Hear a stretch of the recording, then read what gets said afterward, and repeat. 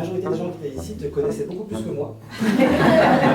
La question va être... J'ai l'impression d'être à une fête d'anniversaire.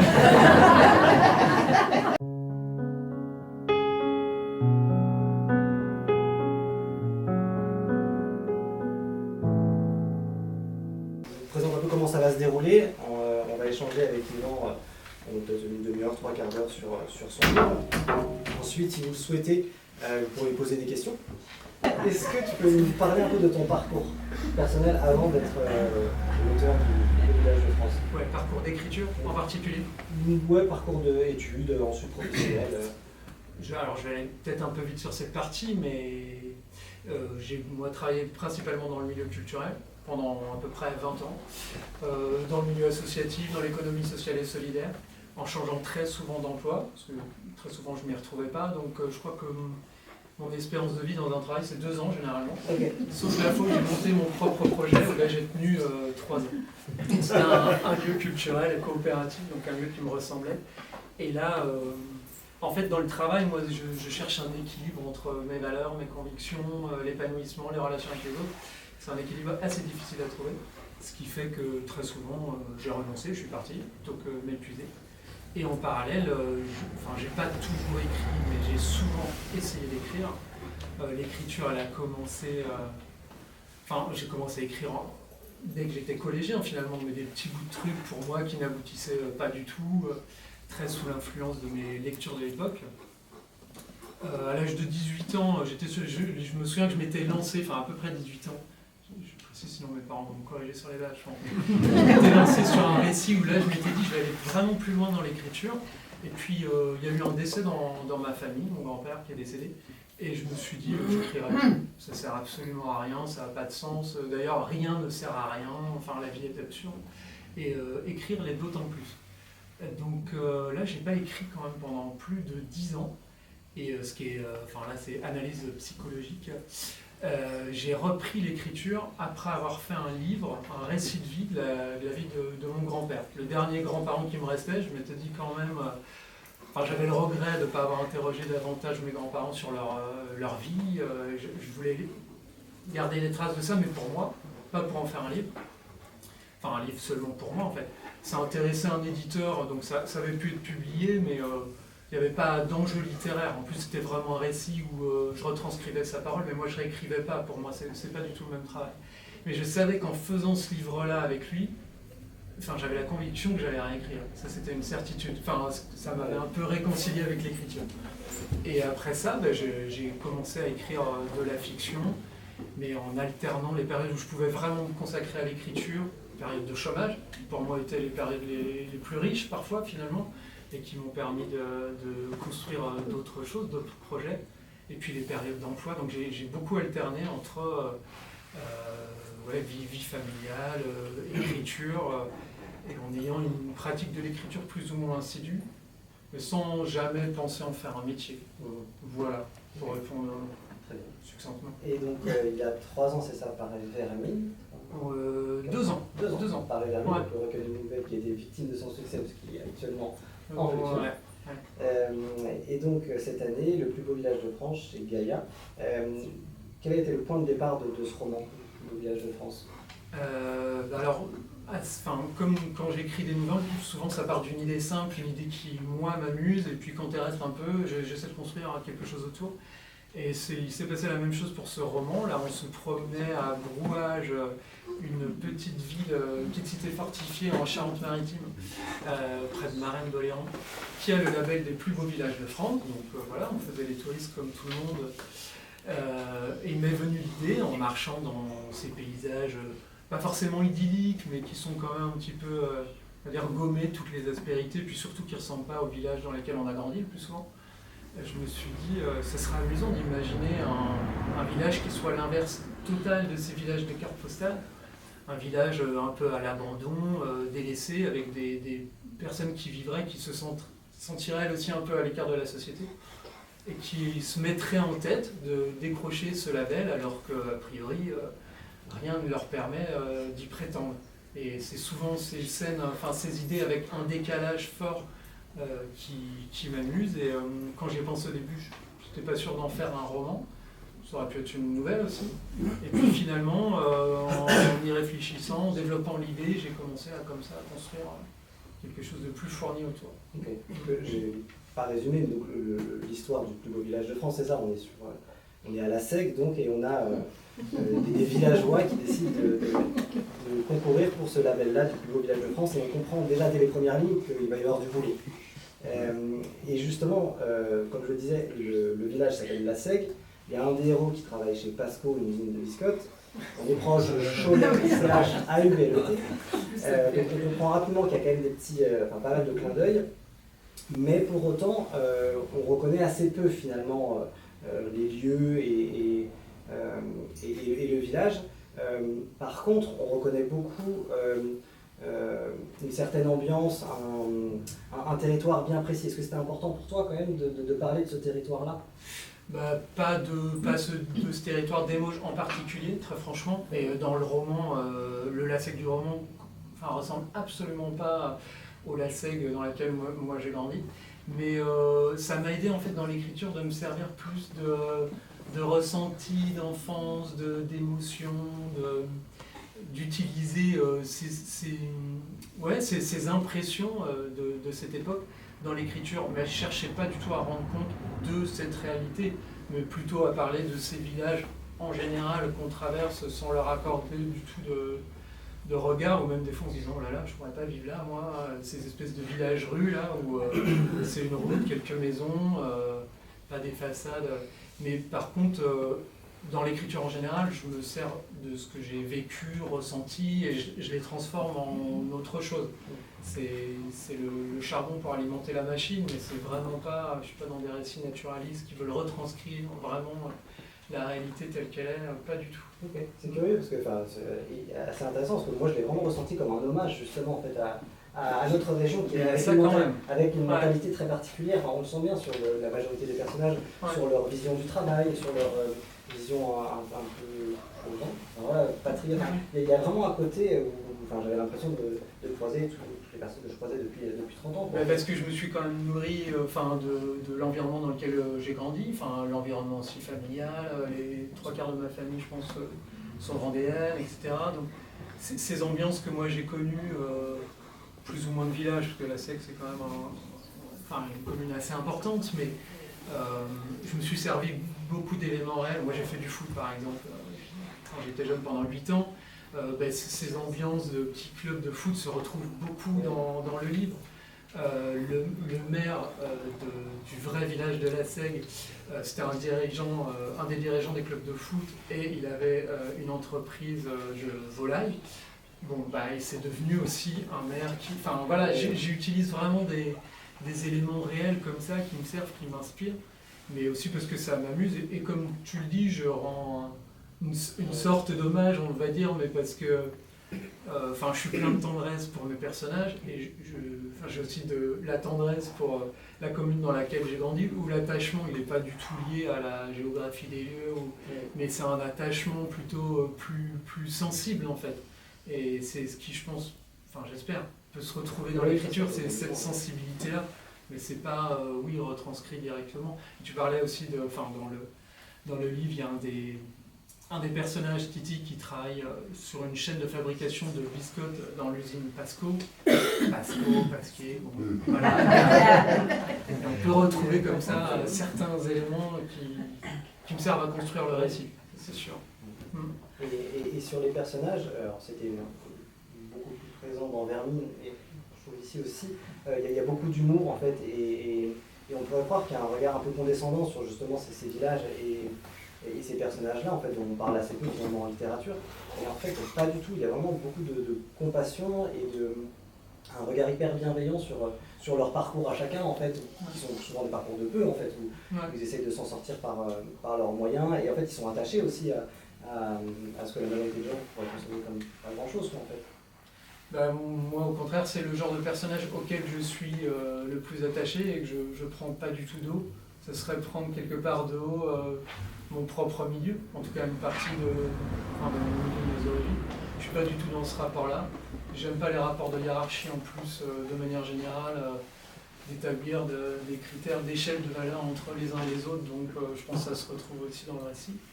Et c'est pas parce qu'on est en milieu rural qu'on doit faire un récit cliché de beauf, d'idées préconçues sur ce que seraient ces personnages-là. D'ailleurs, en première proposition de couverture, là, avec Actes Sud, c'est quelqu'un d'Actes Sud qui a fait la couverture, une graphiste là-bas, bon, qui fait des propositions de couverture, elle, sans avoir le temps de lire les livres. Elle s'est basée, on va dire, sur quelques lignes qui présentaient. Elle avait fait une première couverture pour les commerciaux, pour présenter le livre, et l'illustration de couverture, c'était un cendrier Ricard rempli de mégots. Et moi, je lui ai dit, surtout, c'est pas ça, moi. Enfin, ça, c'est vraiment le cliché de la France rurale, le bar PMU. Non, moi, j'ai beaucoup de tendresse pour mes personnages. Je vis avec eux. Enfin, je vis avec pendant quasi un an, le temps de l'écriture. J'ai aucune envie de les prendre de haut. Oui. Voilà. Et pour autant, il y a quand même énormément d'humour, et c'est vrai que pourquoi on pense, enfin là tout de suite qu'on a parlé de Cendrier, Ricard, ça fait rire en fait, Oui. et c'est assez dur en fait de trouver cette justesse dans l'humour sans forcément tomber dans la moquerie et dans le côté beauf. Ouais, bah alors moi aussi je trouve ça très dur et j'y arrive quand même plus facilement sur l'écriture de nouvelles quelque part. Je trouve que c'est plus facile d'être percutant sur un temps court. Là sur l'écriture longue du roman, franchement j'ai un peu souffert.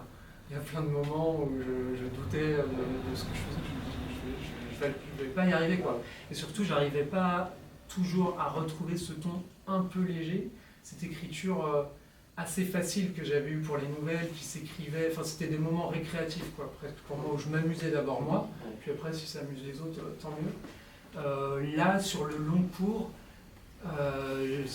c'est pas si simple, et moi j'étais pas sûr de l'efficacité de ces passages-là, sauf il y a certaines scènes, chapitres qui marchent très bien, mais qui pourraient presque marcher comme des nouvelles, avec des portraits d'habitants ou des récits de vie, qui marcherait quand même de cette manière-là. Après, il y a eu un gros travail de réécriture aussi. C'est pas arrivé tout seul sur la page et puis ça y est, on n'y touche plus. Ça a nécessité quand même d'y venir, d'y revenir. Après, pour trouver le ton juste, moi-même je perds le recul sur mon propre travail. Heureusement. Mais en fait, c'est très difficile à trouver en littérature de ne pas tomber dans les clichés comme ça. Ben oui. Ben, moi, il y a des auteurs justement que j'aime parce qu'ils ont ce ton que je trouve à la fois juste, plein d'humanité, intelligent et sensible sur les sujets qu'ils traitent et avec leurs personnages. J'aime beaucoup Jean-Paul Dubois par exemple, je ne suis pas là depuis si longtemps que ça, depuis quelques années seulement, et je trouve qu'il peut y avoir ce côté-là, à la fois très drôle et sans jamais être méprisant, condescendant. Je reviens sur ton parcours, tu as habité Poitiers pendant longtemps, tu as été en Poitiers. Ah oui, depuis longtemps. Quel regard portes-tu sur justement ces villages-là aujourd'hui, depuis que tu as quitté la campagne, l'évolution de ces milieux-là, la désertification de ces villages En fait, de manière générale, mais c'est pas que sur les villages, moi c'est plus sur la société en général, où j'ai le sentiment, et je crois pas que ce soit que mon sentiment, parce que la statistique aussi c'est ce qu'elle dit, que les inégalités augmentent de plus en plus, que les écarts se creusent, qu'on subit des politiques libérales depuis près de 40 ans. Moi je suis né en 79, il y avait soi-disant un pouvoir socialiste qui a duré quelques années, puis qui a appliqué les mêmes logiques. Pour moi, tout ça c'est une longue chaîne qui fait que les liens qui nous unissent se sont quand même déconstruits et qu'on va vers toujours plus d'individualisme, de consumérisme, et sans beaucoup de respect et pour les hommes et pour l'environnement. Voilà, ça, c'est le petit passage gauchiste, mais n'empêche que c'est ce qui m'anime. Et c'est vrai que là, ça raconte l'histoire d'un village, mais pour moi, c'est quelque chose qui est au-delà du milieu rural. On trouve ça partout. Moi, à Poitiers, là, je suis intervenu pendant 3 ans dans une épicerie sociale sur l'aide alimentaire. Ça a explosé les besoins. Et on voit de plus en plus de profils qu'on ne voyait pas avant, d'étudiants qui n'ont pas de quoi s'alimenter, de retraités qui ont une pension de retraite. Je pense que ces exemples-là, on en entend tous parler. Et je trouve ça assez inquiétant. Alors, je pense que ça peut, qui plus est, se retrouver aussi dans ces villages où les services publics ont disparu pour beaucoup petit à petit. On entend aussi toutes les problématiques des déserts médicaux. Des fois, ça se cumule. Cela dit, la paupérisation elle est aussi très importante dans les villes. Moi j'ai ancré ça dans le village, mais finalement ce sujet d'inégalité sociale est très présent, il se retrouve absolument partout. Donc c'est au-delà de ça. C'est intéressant la question de l'univers social, etc. Parce que ce qui m'a marqué rapidement dans le livre, c'est que les personnages vont tous se lier pour essayer de faire en sorte que ce village devienne le plus beau village de France. Et en fait, finalement, c'est pas tellement le but qui compte, mais tout le chemin qu'ils vont faire pour y arriver, en fait, qu'ils y arrivent, qu'ils n'y arrivent pas. Ouais. Et ça se ressent vraiment cette entraide, cette façon, cette solidarité de tous aller dans le même bateau, en fait, et ça donne un élan à tout le village. Oui, parce que l'idée derrière, c'est plutôt justement de... moi, j'ai un gros sentiment d'impuissance à changer les choses, à changer la société, et je pense que beaucoup de gens le ressentent. Et là, c'est aussi une histoire de réappropriation collectivement, d'essayer de reconstruire les choses, c'est l'empowerment, quoi, voilà, d'essayer de construire dans l'entraide, dans l'écoute. Ça pourrait avoir un côté un peu béni oui dit comme ça, mais je pense que dans le roman, c'est pas du tout dans cette dimension-là. Moi, j'avais l'envie d'écrire une comédie sociale. J'étais quand même dans cette logique-là, avec plutôt un roman populaire, mais dans le bon sens du terme. Mais si j'avais un modèle en tête, si on peut dire, c'est pas vraiment le cas, mais je pensais moins à des livres qu'à des films, et des films comme The Full Monty, où à la fois on peut retrouver tout le champ de la comédie, mais derrière il y a quand même une vraie critique sociale et sociétale. Enfin, j'étais dans cette logique-là. Et mes personnages, ils sont malmenés pour la plupart, ils sont précaires, ils se sentent un peu déconsidérés ou méprisés.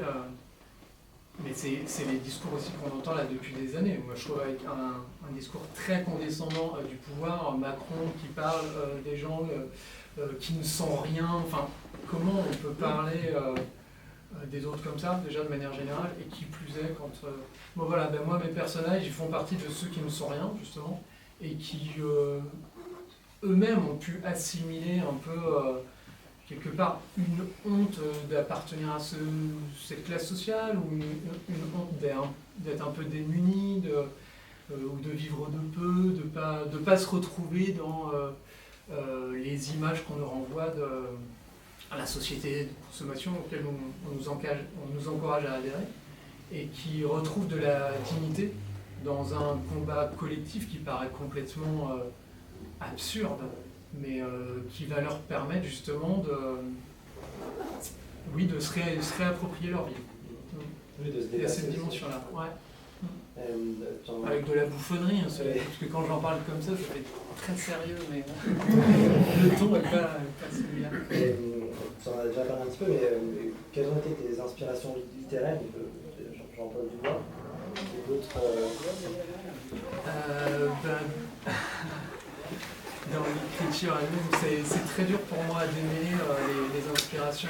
Le premier texte que j'écrivais, j'avais eu l'impression d'être vraiment sous l'emprise de certains auteurs.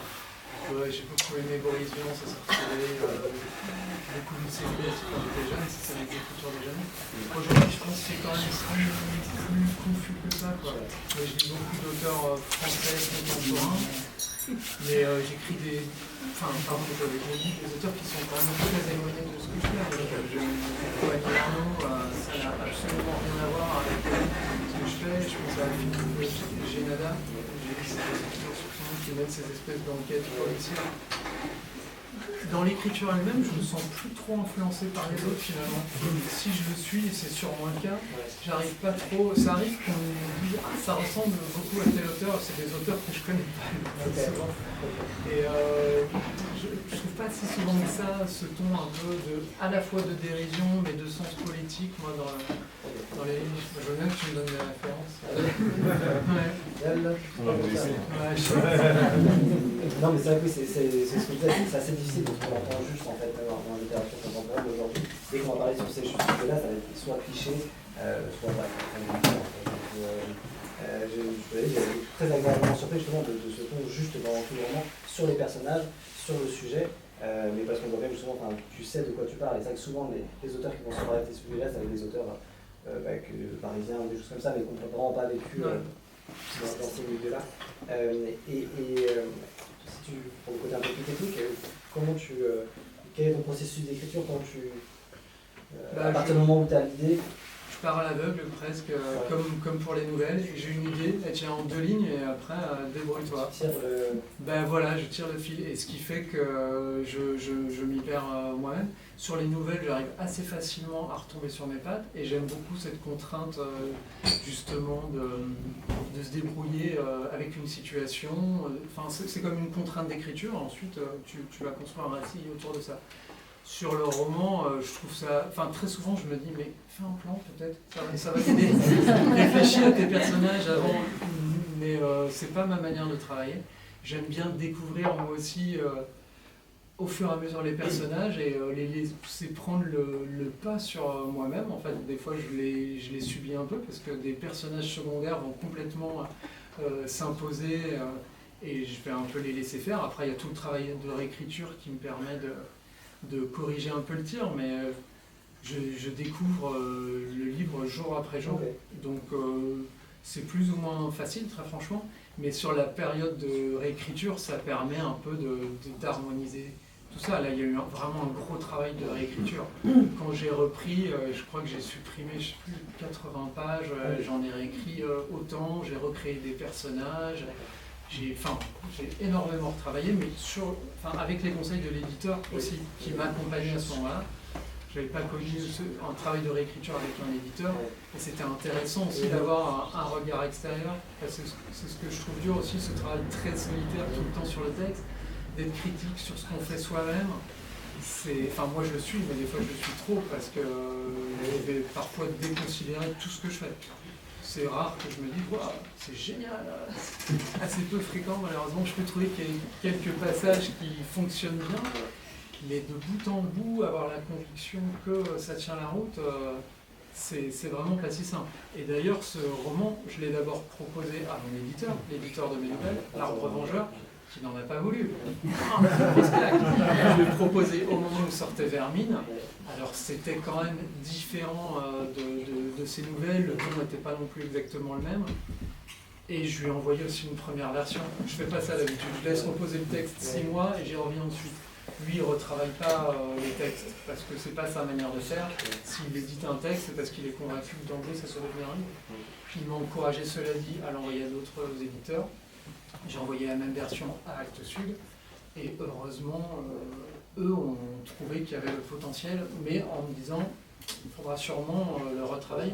Et c'est ce qui s'est passé, mais il y a beaucoup d'étapes, et puis dans l'édition c'est aussi très pyramidal la plupart du temps, donc même si tu as le soutien d'un éditeur, c'était le cas quand il m'a recontacté, il n'était pas question à ce stade de contrat, et lui-même me disait, nous en tant qu'éditeur, on défend des projets auprès du directeur éditorial, mais la plupart ne passent pas. Donc il y a tout un travail long de réécriture sans avoir aucune garantie que le livre sorte. Donc c'est quand même, je trouve que c'est très difficile. Hein. Et tu arrives à te poser chaque jour et écrire 5 heures à la suite, ou tu as une manière d'écrire beaucoup plus... Maintenant, en gros, moi j'écris sur le temps scolaire. Mes enfants sont à l'école, j'écris. Voilà, ça marche comme ça. Et que j'ai envie, en fait, aujourd'hui, je le considère comme mon travail. Voilà. Donc, que je sois plus ou moins dans cette énergie ou pas, je ne me pose pas la question. J'écris, et je considère que c'est un métier artisanal et que plus tu vas passer du temps à façonner, à travailler, à y revenir, plus tu vas développer des techniques, des habitudes, des pratiques qui vont faire que tu seras plus efficace. C'est mon premier roman qui sort, c'est le 4e que j'écris, et à force d'écrire, voilà, je pense qu'on améliore sa pratique. Et c'est intéressant que tu parles des techniques, parce que, peut-être un peu d'avance, mais il y a un album jeunesse qui va paraître dans un mois. Voilà, c'est ça. Ouais. Ça doit parler d'autres techniques d'écrire pour la jeunesse. Est-ce que tu as envie comme ça d'élargir la palette le plus possible, les nouvelles, le roman, la jeunesse? C'est déjà ce que je fais en fait. Là j'ai écrit beaucoup de textes pour la jeunesse, beaucoup de textes qui ont été refusés. Ce qui revient le plus souvent dans les... Alors j'ai eu beaucoup de retours d'éditeurs jeunesse, d'éditrices d'ailleurs, c'est presque que des femmes, qui trouvent beaucoup de qualité littéraire au texte, mais qui souvent vont dire c'est trop politique. C'est ce qui revient beaucoup. Ouais, mais j'ai fait un choix. Moi aussi, c'est trop trash. C'est arrivé qu'on me dise, pour des enfants, des histoires pareilles, quand même, attention. Mais oui, moi j'aime bien, en fait, quand j'ai fini un texte, je pars sur d'autres registres. Donc j'aime écrire pour les plus jeunes. L'album qui va sortir, c'est pour des 6-8 ans. J'ai écrit aussi un recueil de nouvelles qui pourrait être là pour des enfants de 10-12 ans.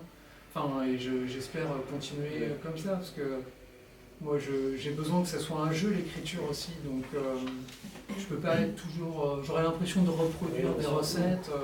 J'ai écrit aussi là, un autre recueil de nouvelles, j'espère que voilà, il sortira, mais et je sais pas encore s'il y aura un prochain roman, enfin je pense que si, mais je pense qu'il sera très différent de celui-là. Mais oui, c'est important pour moi d'essayer de différentes manières et de m'adresser à différents publics aussi. J'aime vraiment beaucoup ça. Après, la difficulté, c'est encore la même, c'est écrire des textes, c'est bien, qu'ils soient publiés, ça reste quand même compliqué. Pour donner une petite idée à ceux qui ne se représenteraient pas trop la chose, quand on envoie un manuscrit par la poste, la proportion de chances d'être publié, c'est une chance sur 1000. Actes Sud, quand j'y suis allé, j'ai rencontré les personnes qui travaillent au service des manuscrits, qui reçoivent 8000 manuscrits par an, et qui me disaient en publier 4 les meilleures années. Donc, moi, en fait, quand j'entends ça, je me dis, mais par quel miracle je suis passé au travail? Qu'est-ce qui s'est passé? Ça me paraît incroyable. Et je pense que c'est vraiment pas qu'une question de qualité de texte, très franchement. Il faut qu'il y en ait une, quoi. Mais je ne sais pas à quoi ça tient. Il y a aussi une rencontre avec un éditeur qui est pour moi très importante. Enfin, là, je le vois avec les différents éditeurs avec lesquels je travaille. On sent... on est en phase, quoi. Vraiment, là, les planètes s'alignent, on se comprend. Il y a, le texte, tout d'un coup, il a une résonance et ça fonctionne. Donc, il y a cette dimension-là qui est importante. Mais pas que, il faut sûrement s'y tomber au bon moment, dans des problématiques, parce qu'ils reçoivent évidemment beaucoup de textes de qualité aussi. Donc pourquoi là tout d'un coup ça marche mystère. Là, tant mieux, c'est sûr. Merci beaucoup, c'était toutes les questions que j'avais à te poser. Est-ce que il y a des personnes qui voulaient poser des questions sur le texte, sur l'écriture? Vous n'êtes pas obligé. Tout en sachant qu'après vous pourrez poser des questions plus discrètement. Voilà, en buvant en verre. Est-ce que tu as l'impression d'avoir progressé depuis le temps que tu écris? Est-ce que tu sens que... Bah ouais, franchement, ouais. Plus je pratique, plus ça devient facile entre guillemets. Mais ça dépend du type d'histoire que j'écris. Après, à force d'avoir aussi des textes refusés, en jeunesse en particulier, ça change aussi un petit peu ma manière d'écrire. Là, justement, quand on me fait le reproche de faire des textes trop politiques, la modératrice jeunesse qui m'a pris 2 textes, 2 albums qui vont sortir, là, je commence à me dire, bon, ben ok, il faut que je fasse des textes plus humoristiques. Alors, ça ne veut pas dire que je renonce à ce que moi je veux mettre dans un texte, mais bon, il y a quand même un équilibre à trouver aussi parce que compte être publié. Donc je trouve pas ça facile cet équilibre, parce qu'il n'est pas question de compromettre ou de renier quoi que ce soit. Évidemment pas. Et vous me connaissez pour la plupart, donc je pense que ça n'arrivera pas. Mais ça pose question quand autant d'éditeurs font ce genre de retour aussi. Donc ça serait plus facile si j'avais des albums qui avaient bien marché. Je pense que l'argument commercial marcherait. À partir du moment où ça fonctionne, je pense qu'on est moins regardant. Là, pour l'instant, j'ai un petit peu cette difficulté-là. Mais oui, à force d'écrire, j'écris presque tous les jours, on va dire. Enfin, tous les jours, les enfants sont à l'école. Moi, je trouve qu'il y a un peu trop de vacances à mon avis. Ça me contraint régulièrement dans l'écriture. Mais moi, j'espère écrire encore 40 ans. Et j'ai connu un auteur à Poitiers qui a commencé à écrire à 60 ans, Georges Bonnet, je ne sais pas si ça dit quelque chose, qui a été publié chez Flammarion, et qui a écrit jusqu'à 90 ans et plus. Et moi, je serais très curieux de voir comment j'écrirais.